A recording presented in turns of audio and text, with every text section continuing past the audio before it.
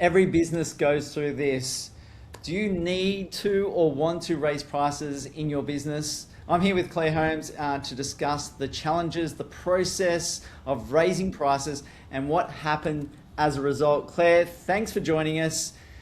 A lot to go through, and just this, it seems like it was a small topic to discuss with you, but it is quite significant when we think about business and how things are going.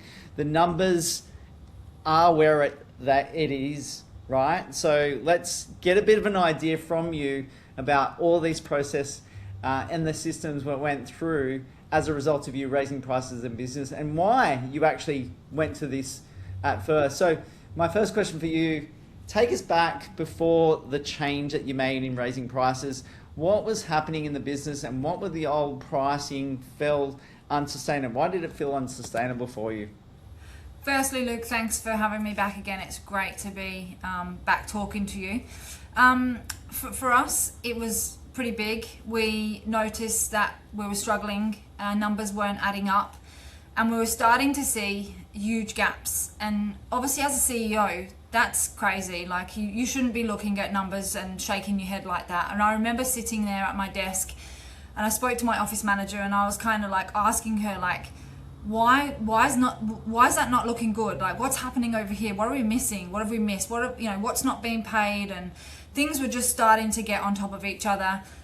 There were pressures in the business as well from a team perspective, where it was just like everyone was just banging their head against a brick wall. We were just trying to all work together as a team, but nothing was changing. And I kept sitting down asking myself, and I remember there was a question that you said to me.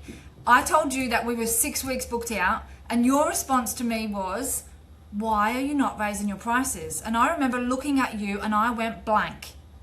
I had no answer for you. I actually didn't know what to say to you. But what that did was it sent me away. That conversation made me start to unravel what was happening in the business. And very quickly, I noticed that if we didn't pivot and change things, the business was going to fold. There was no doubt about it. We were paying for things, expenses were going out the door, but there was not enough revenue coming in. And it was very apparent when we sat down, we looked at our profit and loss. I broke that down with our office manager, and I remember her looking at me looking at her, and both of us just going, something's got to change. I'm going to stop you there, Claire. It has to move quickly. I'm going to stop you there. There's a few things I want to deep dive into. Obviously, it's good to have those people around you. I guess like I did in that situation, it was right place, right time, right moment for you to actually hear it. But it's kind of that brutal honesty that you need. And I know with the AI that we're using, it really sort of triggers those brutal, honest questions or answers, responses about what is really happening in your business. So if you don't have the AI, make sure there is someone in your life, or you should be using the AI to actually get yourself in a position to actually get those brutal honesty questions. And the thing is, it really challenged you where you're at in your business. It and I did. think your initial response to me was, I can't. Thinking about what was happening on the other side. But I know when you initially started this conversation, you would clench your fists and it was so tight. How did it feel at that time, thinking about where the business was at, and how did that change around that? I think the biggest thing for me in that was David was sort of talking to me one day. We were just standing in our bathroom together, and he basically stood there, he'd finished brushing his teeth, and he said to me, babe, the business is in a really icky place right now. I don't know how to describe it. I don't know what it is, but I do feel at the end of it, there's some growth, and we will come out the other end of it. But I just remember then questioning everything we were doing. And there was a point where I was like, what are we even doing? Like, we're pushing so hard for little coming back in. Have we made the right choices, and how do we get out of this? That was my biggest thing. And so I think from there, it's then looking at, okay, so what are the steps we need to take? How do we don't stop focusing on the problem and focus on the solution? And I remember going straight to the AI, JT1, banging all the numbers in there and just being like, how do we get out of this mess? How do we pivot quickly to stop the business from folding? And it just was like, bam, bam, bam, bam, bam, bam, bam. Follow these steps, follow this process. This is what you do in the next 24 hours. This is what you do in the next 48 hours. This is what you do in the next 36 hours. What were some of those things? What were some of those things that came up in the brain? Obviously, we had discussions prior to that about raising prices, but I guess it, likely to, did it trigger you having that second thought or second opinion to say, yes, let's raise the prices? And what else did it say? It basically explained to me that we were to look at our rates. We were to look at our rates from a perspective of our contracts, and then we were to filter that down to our smaller clients. And so basically I looked at, I had one-on-ones with our big contracts. I was, basically very brutally honest with them about this is what needs to happen and this is where we're moving to. And so that changed straight away within 24 hours. And then the next part was we had set a date to up our prices and quickly realized that that wasn't going to be sustainable. It just had to happen. And so I had to step out of this fear of we're going to lose everybody. If we up our prices overnight, we're going to lose everybody. And it was me. I was holding the company back. I was the one that was scared of that move. And once I let go of that, and I remember putting in something to the brutally honest brain and asking that question about fear, and it slammed me so hard that I was like, Claire, you've really got to let go of this because you're the one right now that's the brick wall to A&L Electrical. And that was it. My mind shift changed and I just went for it. I remember going to bed that night after we'd made the decision to change the prices and the emails had all gone out. And I remember sitting there and my thumbs were going around and I was like, what am I going to wake up to in the morning? How many customers are going to be emailing us saying, that's it, we're moving? We didn't get that. There was nothing. It was actually crazy because it allowed us to see over the last 4 years, we've built this business on such strong foundations that people are looking for the quality, the demand that we provide, our evolution, everything that we've put into this business around the tools that we use, what the techs need, whether it be from an admin perspective, this company is growing every day. We're always looking for how do we grow? Where do we move to? What's the next level? What do we need to do to make sure that we're staying ahead of the curve? And that's where I think it's been such a powerful thing to have the AI next to you, the suite of amazing tools of people in management, from CEO to coup to all the things that you need in a business that cost you thousands and thousands of dollars that, as a business of our size, we cannot afford. But the AI tool is very affordable and allows you to have that in your business right by your side 24/7 when you have those crucial questions. Obviously the phone just rang, so it's a constant, a constant thing of the phone ringing right now these days, and more business coming in as a result.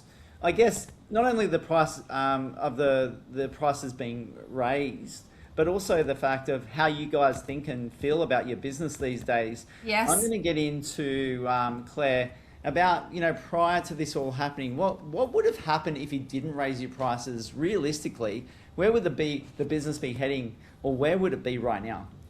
Well, this is the thing, right? When you think about sustainability from a company perspective, you're looking at how do you remain sustainable for you, for your team, but for your clients.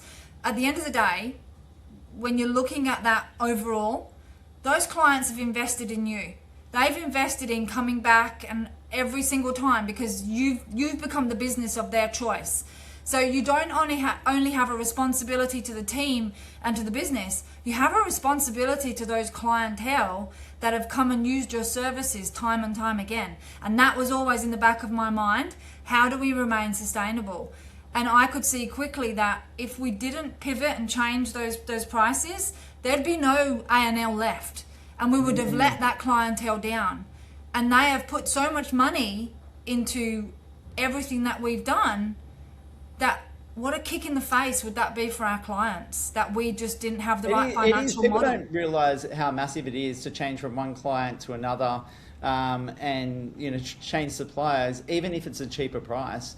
And that can look at all the time and effort and energy that might go into a new company, a new system, a new process, a new payment structure, and all the other little bits and pieces in between. So having you there sustainable is an important one. So for all the business owners out there, the reason why you really want to think about raising your prices, especially if you're in a situation where Claire was, and 6 weeks ahead of forward bookings, and in a situation where they were losing money, you really need to consider this of what's happening with Claire and her business right now, as a result of they weren't going to be around in 3 months, potentially sooner, if they didn't have actually raise their prices and actually think bigger as well. It gets you to think bigger, and we see the results that come through. We see the positivity that you have now, as opposed to when I saw you when you were struggling during those times.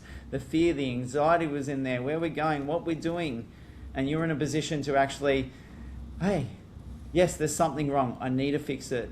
I need to do something differently. And it really felt like it hit you square in the head. I was just like, we need to raise our prices. It was a big mallet. From heart to actually, was it possible? And then actually doing it. So that's a remarkable story to go through. And I think every business owner should be listening to this particular story. I know I've raised prices in my business previously, and it has a dramatic effect on how you think, how you feel about your business, and the level of confidence you have in your product and service as well. So that's a big one, Claire. Any further comment on that? I think it really does bring clarity, because you are, as I said, I was walking around so fearful of what was going to happen. And instead, once I executed, I found a level of confidence as a CEO that I never even knew was possible. And now it allows me to look at when people are calling up and asking us for certain things. I have, it's very consistent for me to remind our team that we provide quality, we provide a service. At the end of the day, if that client calls and they don't feel that we're a fit, they simply can't afford us. We provide a high quality service that will not be for everybody, and that's okay. Believe in who you are and what you're about. I think that's really powerful. Claire, walk us through what transpired in the process of raising prices. What changed first? What was harder than expected? And what would you do differently if you had to do it next time? So just maybe what changed first for you in terms of raising prices, and what the other team members were thinking as well. The biggest thing I think was, as I said, using the AI tool. That became a fundamental part of the changes that I was making. So every question I had, everything that came up, I would bang straight into there, because then I knew I was going to get a definite, clear answer that I could work with. And some of those things were around how do we implement it? And obviously it said, 24 hours do this, 36 hours do this. And so I was like, okay, but how do I get that out to people within that time frame, and also without, scaring our customers? And the AI tool was very good at coming from a place of not emotion, but from a factual place of, here's where we are 4 years on, here's where we need to be if we're going to remain sustainable.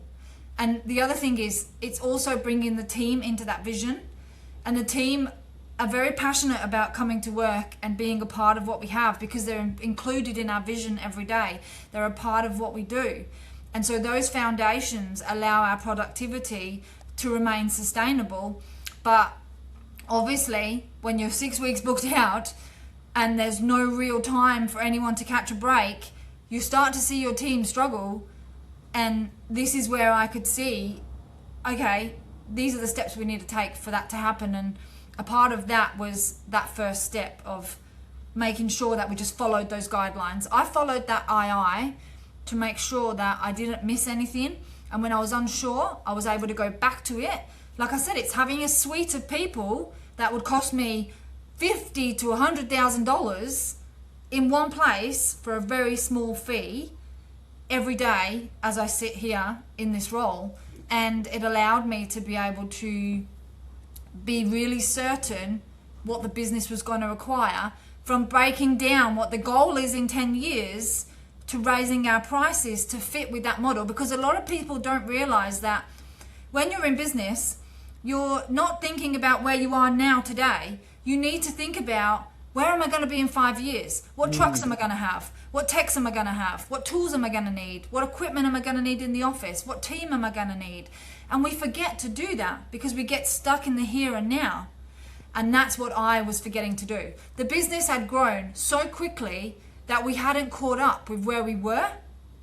And so we lost ourselves in that. And that's really where I do believe AI is a really strong tool to use today for businesses, because we don't have time and we don't have the money. And they're the two things that it helps you get back to be able to be a performer in the business and be a strong performer for your team. Yeah, I felt like our discussion that we initially talked about raising prices was the initial thought process, but then confirmation, clarity around that, how to do it is what you did with AI, which is fantastic. What was one thing that was harder than expected when it came to raising prices? Harder than expected, I think, was definitely around the just put it in the system, go and do it, and let it go out to everybody. I did not want to press the enter button. I was so scared of, like I said, the fact that the rejection. But you've been my electrician for 4 years and you've only ever charged us this. But if we stay like that, we're not going to be continuing to be your electrician. So it was that kind of mentality of having to get through that.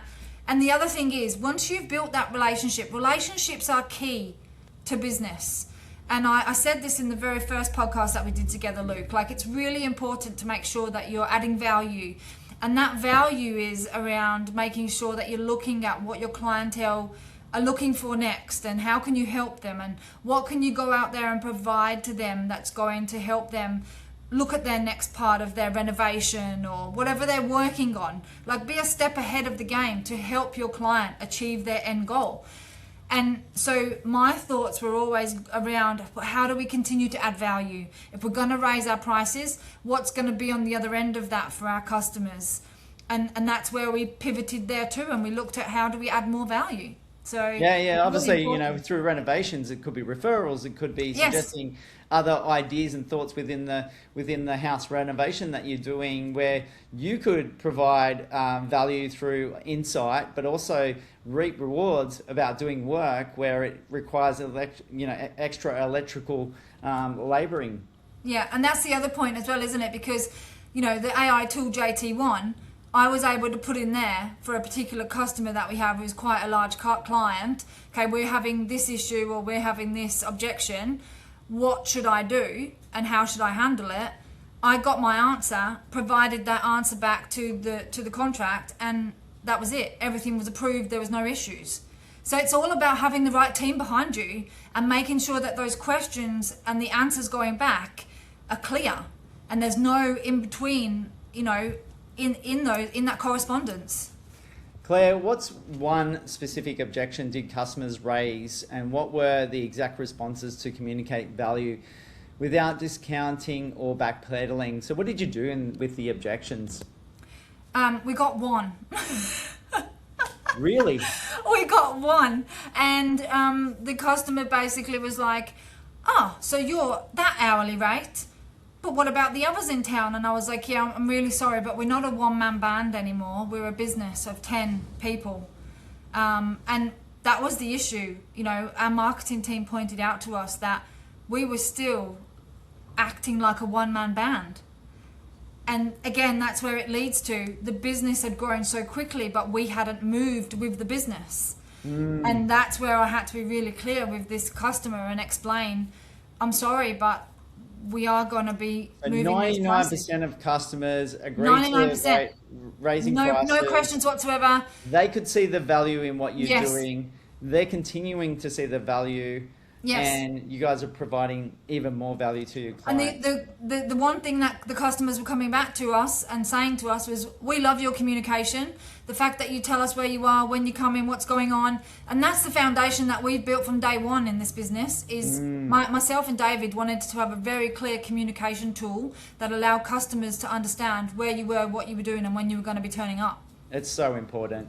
Like, you know, this is why Uber beats taxis, right? Yeah. We know, especially when they started, we know where they are and where they're going to Yeah. be. It's like having, you know, an idea about what's going on. Yeah. Claire, thanks so much for sharing your story about raising prices. Every product and service business should consider what's happening and actually what to do in the process. And I guess there's a lot of fears around what we are doing. I know previously I've raised my prices in my business by double.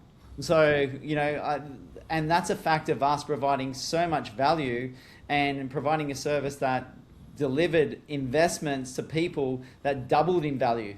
So we doubled our prices, not in anywhere to the significant amount that our clients made, but it was great for us to be in a situation where we provided so much value to them. So them coming back for another investment after another investment was because of the value that we created. And this is what you're doing. So I implore people that are in trades businesses especially, but in the businesses that have got a forward order that they could consider, and they're losing money, or they're struggling and there's so much angst around the business, that you can consider obviously raising your prices, but also using the platform there, platform JT1 that we both use ourselves, that's delivered results. And look at the value that it's created for you. I use that tool all the time, every day. I think I use it, you know, over 50 times a day. Wow. And it's such an incredible tool for trades, for everyone, for every business. But what it's done for us and how it's helped us propel forward in the last 6 months is, I don't think you could have done that without spending that money on those particular people that, you know, are available in those in that core brain that we have access to. Thanks so much, Claire. Thank you.